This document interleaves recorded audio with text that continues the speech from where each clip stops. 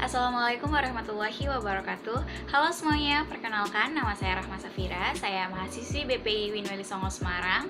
Yang pada kali ini di webinar Self Improvement ini saya akan membawakan materi mengenai menjadi produktif di usia muda atau di usia remaja. Sebelumnya terima kasih kepada Ibu Dr. Anda Mariatul Kiptia selaku dosen pengampu mata kuliah praktikum penyuluhan yang sudah memberikan kesempatan saya untuk menjadi pembicara di webinar Self Improvement ini. Mungkin banyak dari teman-teman yang masih bertanya-tanya atau masih bingung tentang gimana sih caranya menjadi produktif di usia muda, atau ada nggak sih langkah-langkah atau tips yang bisa kita tempuh supaya kita bisa menjadi produktif di usia muda atau di usia remaja. Nah, semoga dengan mendengarkan webinar self-improvement ini, kalian bisa mendapatkan jawaban dari pertanyaan-pertanyaan kalian mengenai gimana sih caranya menjadi produktif di usia muda atau di usia remaja. Sebelum kita membahas lebih jauh dan lebih mendalami gimana caranya menjadi produktif, kita harus tahu dulu nih, produktif itu apa sih?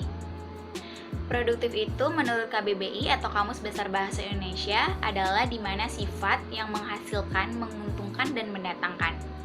Kata lainnya, produktif adalah suatu kegiatan atau aktivitas seseorang yang hidupnya menghasilkan sesuatu keuntungan, tentunya dari kegiatan atau aktivitas yang seseorang itu lakukan.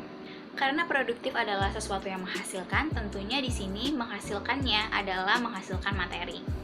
Mungkin kebanyakan dari teman-teman mahasiswa atau teman-teman yang masih sekolah sering sekali menghabiskan waktu luang dengan kegiatan yang kurang bermanfaat dengan alasan menjadi self reward atau menjalankan hobi atau sekedar hanya bersenang-senang saja. Sebenarnya hal tersebut tidak menjadi masalah ketika kita melakukannya saat kita banyak memiliki waktu luang. Tetapi ketika kita melakukan itu pada saat waktu kita sedang padat atau banyak hal yang harus kita selesaikan, kita harus memilih dan memprioritaskan hal mana yang harus kita selesaikan terlebih dahulu agar kita bisa menjadi produktif dan tidak membuang-buang waktu. Terkadang mungkin kita masih menemukan teman-teman mahasiswa atau teman-teman yang masih sekolah yang sering sekali menjadi prokrastinator atau deadlineer.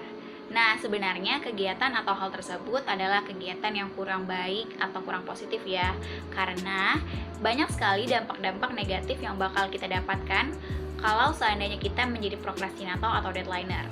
Dampak-dampak negatif yang bakal kita dapatkan ketika kita menjadi prokrastinator ataupun deadlineer adalah salah satunya mungkin kita gampang menjadi merasa stres ketika kita merasa tertekan dengan deadline yang hampir dekat. Dan juga hasil tugas ataupun hasil pekerjaan yang kita selesaikan tidak menjadi maksimal karena kita terburu-buru dengan deadline ataupun kegiatan-kegiatan yang lain sudah menumpuk. Nah, untuk mengatasi hal tersebut, supaya kita tidak menjadi prokrastinator ataupun deadlineer, kita harus belajar menjadi lebih produktif dan mengorganisir waktu dan lebih bisa memprioritaskan mana yang harus kita selesaikan, mana yang harus kita kerjakan, supaya kita lebih banyak menghasilkan dan memberikan hal-hal yang positif kepada diri kita dan orang lain. Ada beberapa langkah dan tips yang bisa kita lakukan supaya kita bisa menjadi lebih produktif di usia muda ataupun di usia remaja. Langkah pertamanya adalah proaktif dan memiliki tujuan yang jelas. Orang-orang yang produktif akan tahu apa yang menjadi impian mereka dan gimana caranya mengambil langkah yang positif dan tindakan supaya mereka bisa menggapai impian tersebut. Mereka akan membiasakan diri untuk mencatat jadwal to-do list sebelum tidur untuk kegiatan-kegiatan yang harus mereka selesaikan esok hari atau kegiatan yang harus mereka kerjakan keesokan harinya, supaya semuanya terorganisir dan bisa memanajemen waktu dengan tepat. Langkah yang kedua adalah fokus pada proses.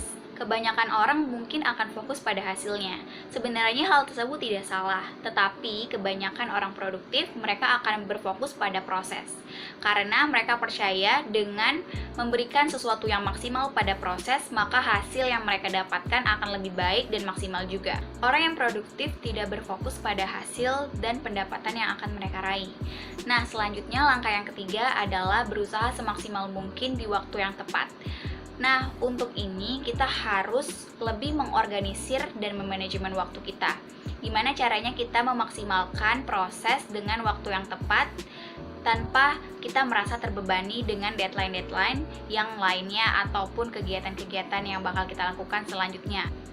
Langkah yang keempat adalah tahu apa yang cukup bagi dirinya. Biasanya orang yang produktif akan cenderung mengetahui apa yang cukup bagi dirinya.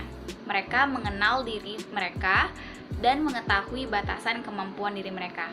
Dan biasanya orang yang produktif akan merasa puas dengan apa yang mereka hasilkan dengan proses yang mereka lalui.